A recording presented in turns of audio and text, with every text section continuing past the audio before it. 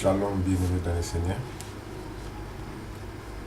Tomeka kokabola oyo ezali bilei ya molimo oyo emonanaka moke oyo ezokobetisa bato libaku tokokabola yango mpo etikala kofongola mpe bato mosusu oyo bazali kozala na mikakatano na yango ntango nzambe apesi yo révélation oyo na kati ya molema mpona partage yango na ndenge bapeseli yo lelo tomeka kolobela si la paix oyo tomonaka masolo mingi ezobetama oluka kimia na moto nyonso yango toyebaki moto nini balukaka ne kimia moto nini oyo bible eyebisi biso toluka kimia tokotanga na verse wana Hébreu 12:14 Hébreu 12:14 eyebisi biso nini. Cherchez la paix avec tous et la sanctification sans lesquelles personne ne verra le Seigneur. Veillez à ce qu'il n'y ne se prive de la grâce de Dieu. En ce temps, tu rechercher la paix avec tous et la sanctification pour avoir la grâce de Dieu.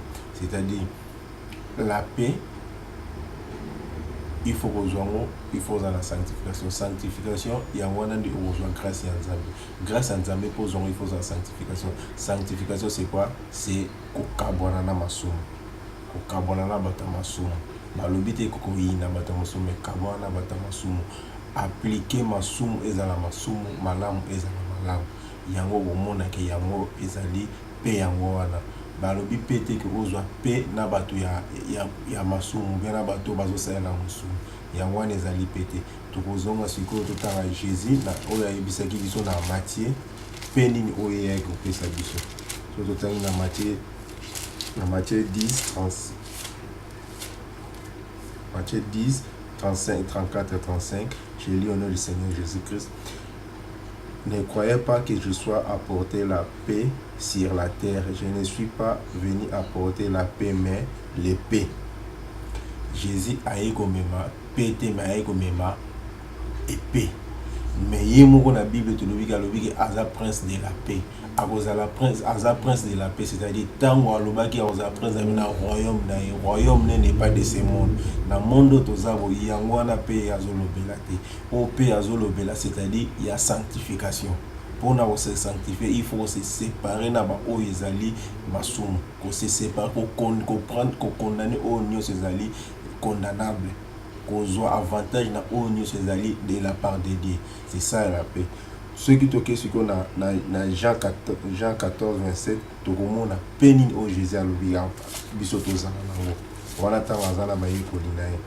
Dans Jean 14, 27, aïbsi baye kolinae. Tout le temps tout bandon dans 26.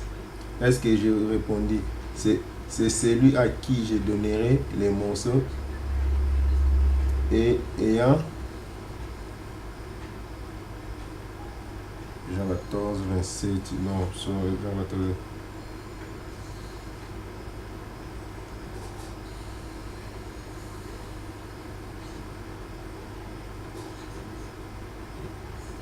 Jean 15.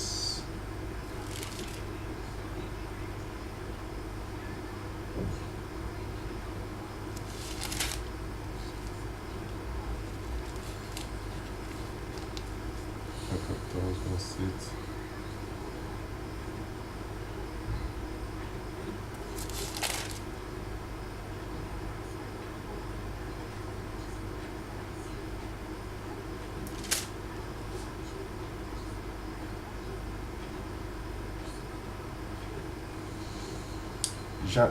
Jean 14, 27. Je lis au nom du Seigneur Jésus-Christ. Je vous laisse la paix et je vous donne ma paix. Je ne vous donne pas comme le monde donne, que votre cœur ne se trouble point. Amen.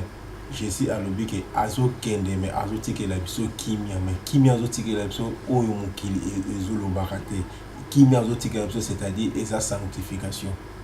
C'est beau tikala mais beau za la sanctifier beau kabona na oya masumu beau tizani. Si to komona penine o biso to ko benga pe pona Amos 3 balobi ke bato baza ba vimi balé différent.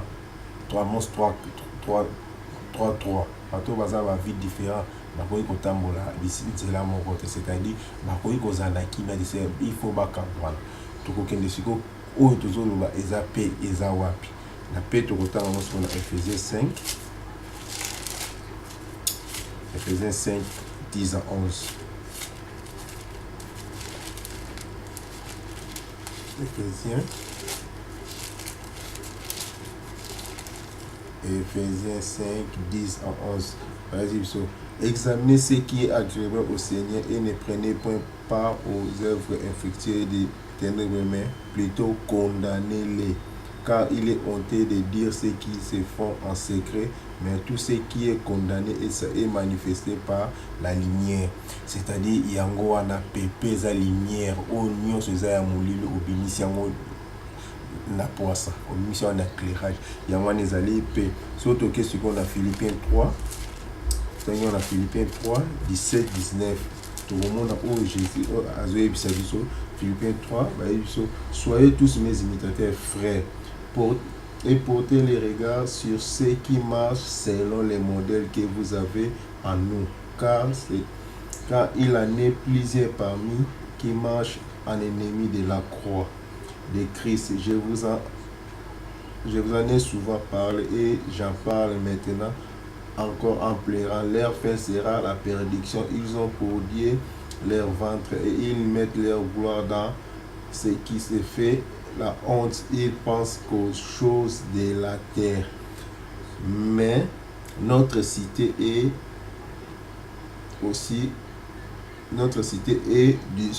dans le ciel. Pe o Jésus lobaki ayeko tikela biso lobi azala prince eza cité céleste. Pe o bato baloba eza père terrestre, c'est-à-dire bosangana ta na banyoka na balion na bamboloko, mais pe o Jésus biso bosangana bino na bino bobimisa ba mboloko na banani na bilanga na bino yango wana kasi so boyina bango te bobimisa bango. Confusion siko bato bakoma ozwa bazo yebisa bato nanu pe o bakoma lokola mutambo koma lokola apa batie na kati ya ndobo soki oye na pe wana oya okutana osintegre na buzoba na bango. Yango wana mwana nzambe asangana pe na ye alukaka ngona mutu aza na molimo ya nzambe. Yango wana ezali pe oyo aza na molimo ya nzambe te azali pe te azali mutu ya koexpose. Soki totangi na 1 Corinthiens 5 9 à 13. 1 Corinthiens 5 9. Je vous ai écrit dans ma lettre de ne pas avoir de relations avec les impudiques, non pas d'une manière absolue avec les impudiques de ce monde ou avec les cupides et les ravisseurs ou avec les idolâtres. Autrement, il vous faudrait sortir du monde. Maintenant, ce que je vous ai écrit, c'est de ne pas avoir des relations avec quelqu'un qui se nomme frère et impudique ou cupide ou idolâtre ou outragé ou ivrogne ou ravisseur, de ne pas même manger avec un tel homme. Qu'ai-je en effet à juger? Ceux du dehors, ce n'est pas ceux du dedans que vous avez à juger. Pour ceux du dehors, Dieu les juge. Ôtez les méchants au milieu de vous. Ôtez les méchants au milieu de vous. Séparez-vous de ces gens-là. Boka bwana na batu wana, c'est ça la paix. Blongo la bango na kati na bino. Yango wana paix. Donc bosangana na ba oyo bazo benga bandimi.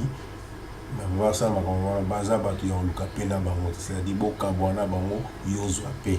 Bango pe bakende na paix na bango ya o balingi. Pour pesa liberté au salama comme nous biso liberté na pesa na kati ya Christ. Ce qui te bito tanga na Exode 12 na Exode 13 au monde nzambe a luka ki bana Israël bazala na paix, c'est-à-dire akabola ki bango na ba égyptien atiki ba égyptien abimisi bango bakomi na paix. Ce tanga na Isaïe 59 7 à 8 au monde balobi paix c'est la vérité. Il faut qu'on dénonce aux Israéliens à Mabé. Dans Isaïe 59, 7 à 8, la paix c'est la vérité.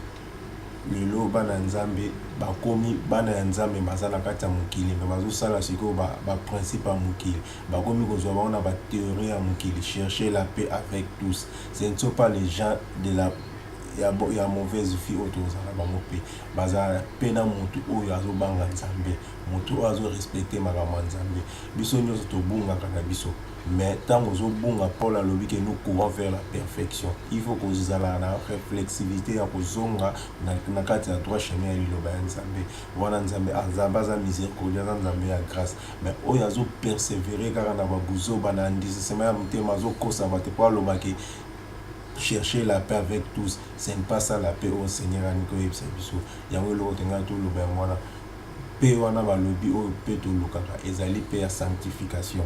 Sanctification ezali paix, c'est-à-dire au kabwana o ezali ya masumu. Au kabwana o ezo sepelisa nzambe te. Yo yebi ke lelo to komina mokili bazolo ba ke sala kaka bo po sepelisa mutu te mais ozo sepelisa mutu te ozo décevoir nzambe. C'est ça la ce n'est pas ça la paix. La paix sepelisa nzambe décevoir batamuki. C'est ça la paix. Merci au nom du Seigneur. Nzamba.